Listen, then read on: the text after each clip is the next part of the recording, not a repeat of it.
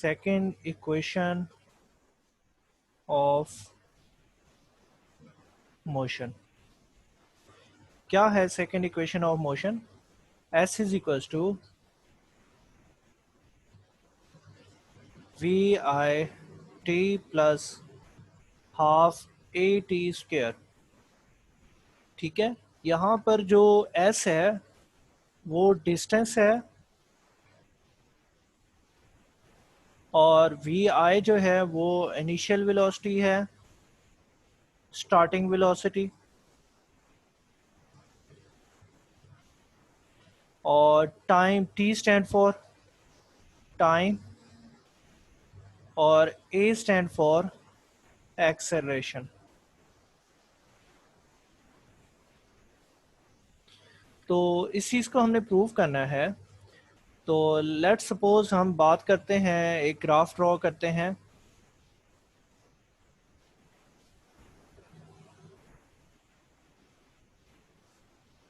हमारे पास यहाँ पर एक लाइन है, it's a Y axis, it's a X axis, और फॉर एग्जांपल एक ऑब्जेक्ट है, उसकी कुछ इनिशियल स्पीड है, इट्स मीन वो ज़ीरो से नहीं मूव कर रहा, उसकी कोई ना कोई स्पीड है, और आफ्टर सम टाइम टी उसकी स्पीड इंक्रीज करती है। उसकी इनिशियल स्पीड वी आई है और कुछ टाइम के बाद उसकी स्पीड इंक्रीज कर रही है, वो क्या हो गई है? V F. जब स्पीड चेंज हो, वेलोसिटी चेंज हो, तो हम उसमें क्या कह सकते हैं? ये जो एक्सिस है इसको हम वेलोसिटी के लिए यूज़ कर रहे हैं, ये जो एक्सिस है इसको हम टाइम के लिए यूज़ कर रहे हैं।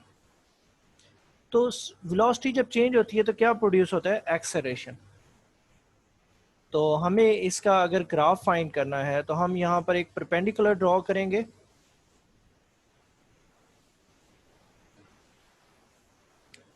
तो यहाँ से भी एक परपेंडिकुलर ड्रॉ कर देंगे। Now it one become the right angle triangle, और एक आपके पास आ गई है रेक्टेंगल।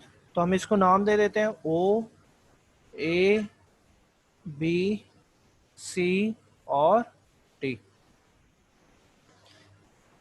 यहाँ से लेकर यहाँ तक जो है वो क्या है? वी आई है, और यहाँ से लेकर यहाँ तक क्या है? वी एफ है टोटल। सही बेटा, समझ गई बात। और यस सर। अगर इन दोनों का डिफरेंस लिया जाए, फाइनल माइनस इनिशियल, अगर आप इसमें से, आपको ये चाहिए ना,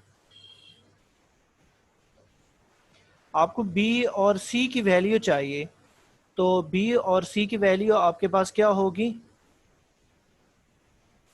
वी एफ माइनस वी आई।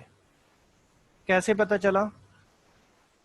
कि टोटल में से हमने ये रेड वाला हिस्सा माइनस कर दें जो कि वी आई है, टोटल वी एफ है, उसमें से ये पार्ट हम जो है माइनस कर दें, तो टोटल माइनस इनिशियल, तो ये पार्ट बच जाएगा जो कि वी एफ माइनस वी आई आएगा, B C.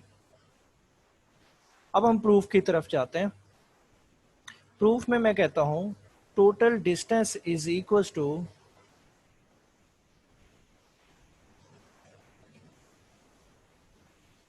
Total distance is equal to area of triangle. कौन सी ट्राइंगल है? Triangle A B C plus area of rectangle. Rectangle कौन सी है? O A C D. इसको क्वेश्चन नंबर 1 कर देते हैं। अब हम बात करते हैं वेयर एरिया ऑफ ट्राइंगल की।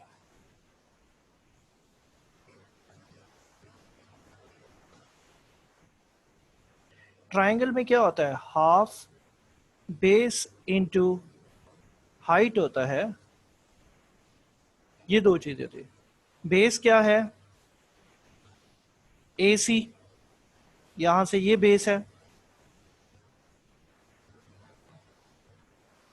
और हाइट क्या है? B C. अब आप वैल्यूज बताएं। ए सी की वैल्यू क्या है?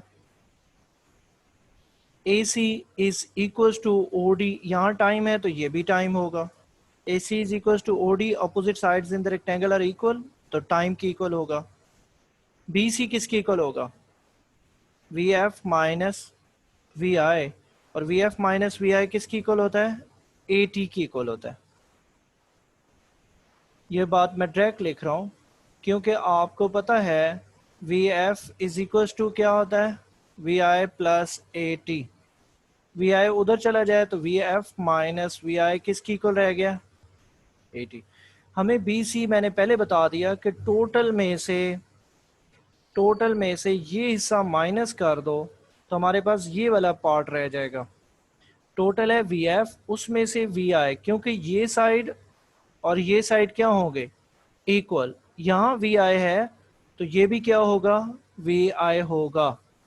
तो टोटल में से वी एफ में से वी आई माइनस कर दें तो बी सी का ये वैल्यू आ गई है, और ये किसकी इक्वल होता है? ए टी की इक्वल होता है, तो मैंने वो वैल्यू लिख दी है। So area of rectangle will become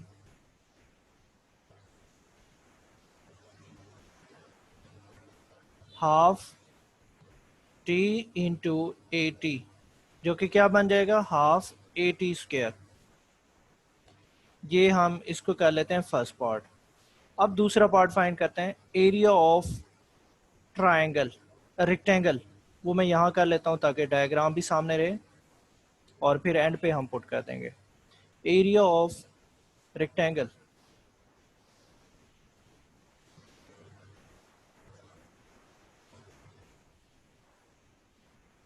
कौन सी रेक्टेंगल है? O A C D. तो रेक्टेंगल का एरिया कैसे फाइंड करते हैं? Length multiply breadth. लेंथ है हमारे पास ओ डी, और ब्रेथ है सी डी या ओ ए, एक ही बात है। ओ डी की वैल्यू है, सिंस यहाँ पे सिंस करें, O D is equal to time, where C D is equal to V I. ये वैल्यूज पुट करें तो हमारे पास एरिया ऑफ रेक्टेंगल जो होगा वो किसकी इक्वल हो जाएगा? टी मल्टीप्लाई वी आई, या वी आई टी। तो इसको लिख सकते हैं वी आई टी। इसको इक्वेशन नंबर 2 कह देते हैं। अब हम कहेंगे putting the value of equation 1 and 2 इन इक्वेशन ए कर लें इसको टोटल डिस्टेंस में। तो putting the values,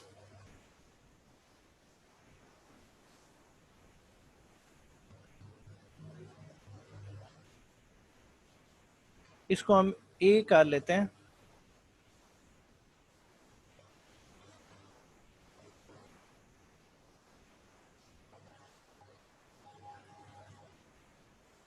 putting the value putting the values of equation 1 and 2 in equation A। तो हमारे पास इक्वेशन A किसकी इक्वल है? Total distance is equal to area of triangle plus area of rectangle. Area of triangle की value है 1/2 A T square, और area of rectangle है V I T. तो हम इसको रीअरेंज कर लेते हैं, तो हमारे पास रीअरेंज फॉर्म क्या आ जाएगी? V I T plus half A T square, और टोटल डिस्टेंस को एस से रिप्रेजेंट किया जाता है, तो S is equal to V I T plus half A T square. Okay, मैं एक दफ़ा रिपीट कर रहा हूँ। हमने बात क्या की? शुरू यहाँ से किया, ये इक्वेशन हमने प्रूव करनी थी, S is equal to V I T plus half A T square. यहाँ से हमने कहा कि एक ऑब्जेक्ट है, उसकी कुछ स्पीड थी इनिशियल, और वो इनिशियल स्पीड से मूव कर रहा था, आफ्टर सम टाइम टी उसकी वेलोसिटी इंक्रीज हुई है। वही ग्राफ डिस्कस करना है जो फर्स्ट इक्वेशन के लिए किया था। बस हमने वहाँ पर सिर्फ ये चीज़ फाइंड की थी, स्लो फाइंड की थी। इसमें ये भी फाइंड किया, ये भी फाइंड किया। क्यों? क्योंकि हमने डिस्टेंस फाइंड करना है। तो डिस्टेंस क्या होता है? Area under the graph. तो इस ग्राफ के नीचे जितना भी एरिया होगा वो टोटल डिस्टेंस की इक्वल होगा। तो एक रेक्टेंगल थी, एक ट्रायंगल थी, ठीक है। तो अगर हम बात करते हैं तो ये हमारे पास क्या है? रेक्टेंगल, ठीक है। तो ये हमारे पास रेक्टेंगल है जिसको मैंने शेड कर दिया है, और ऊपर मेरे पास क्या आ रहा है? ट्रायंगल। तो एरिया ऑफ रेक्टेंगल किसकी इक्वल होता है?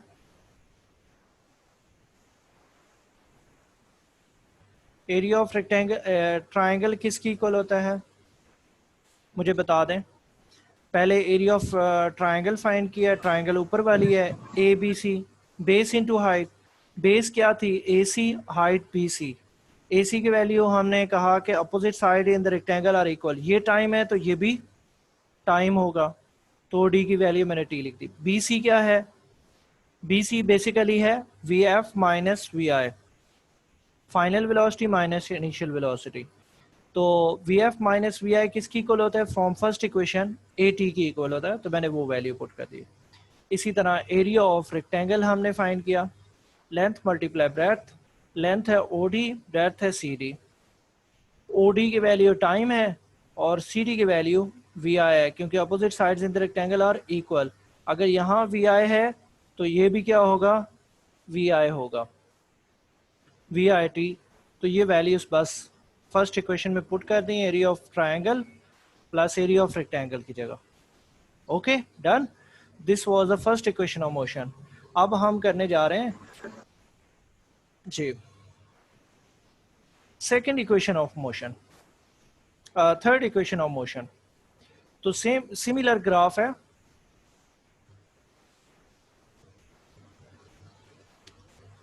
तो यहां पर मैं कर लेता हूं।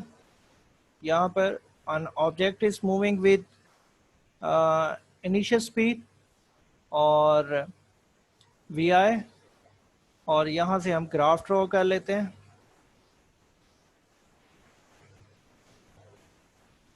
अब मैं इसको लेबल कर लेता हूं। आपने इसको ओ ए बी सी और डी कहा हुआ है, और वैल्यूज हैं हमारे पास। This is V I, it's a V F. ये स्पीड का है एक्सेस, ये टाइम का है, तो यहाँ पर भी टाइम होगा, तो ये भी टाइम है। ओ डी टाइम है तो ए सी भी टाइम होगा। चले बाकी बातें हम देखते हैं। हमने प्रूफ क्या करना है? Third equation of motion.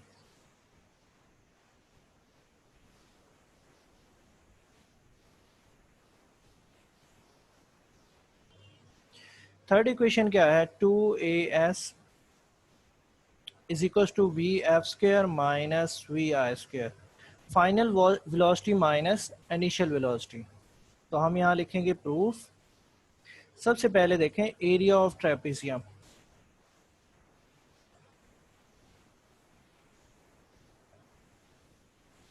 Trapezium,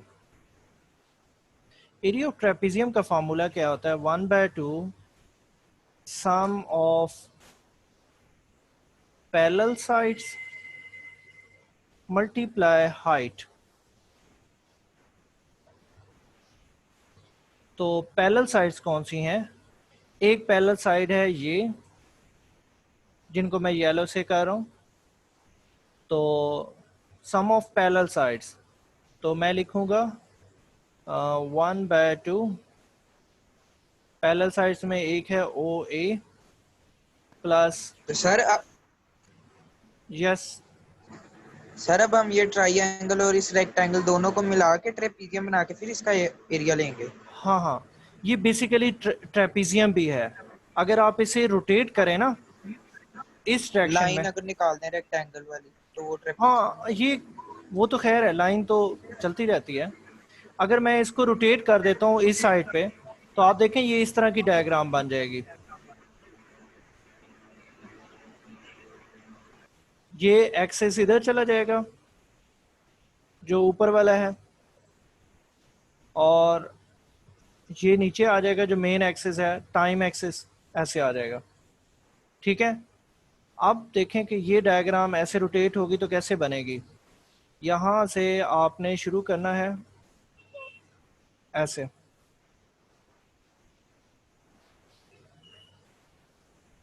अब आप मुझे बताएं कि ये क्या चीज़ है।